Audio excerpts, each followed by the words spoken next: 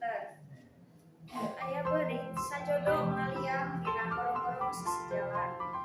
Dina hiji mangsa eta dua beurit lah-lahan anu dikarasup ka imah. Arek neangan hakaneun. Di jalan mah geus teu pisan ngukurirna. Kabeneran dina leuweung meja manehna manggi endog hayam hiji.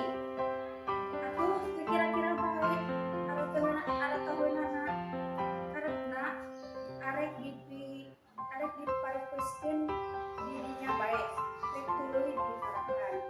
Tapi teu tulus lantaran teu kaur balas ngarenjang ruaseun ngadenge anu numpang atawa anu ngalongok. Laluas cek beurit jaluk, "Be, hanteun ieu mah balik nyamos urang ieu. Hayu buat urang pupeskeun bae ayeuna mah motong sieun-sieun." Ari tembal nu bikang, nya tapi kumaha lamun kapanggih ku jelemana? Lain cilaka. Endog lapur urang digebuk. Ari hadena mah mending urang bawa bae ulah dihakan di dieu. Omongan jaluk, atuh buat lumpat. Ari jauh jelema mah ulah nyebatkeun maneh. Ari di bawah mah kumaha mawana?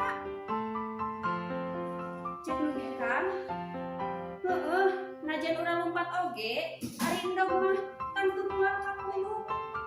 Matak mending dibawa. Omong nu jaluk, "Bis, lain kitu ayeuna mah. Ari manggih akal kieu geura.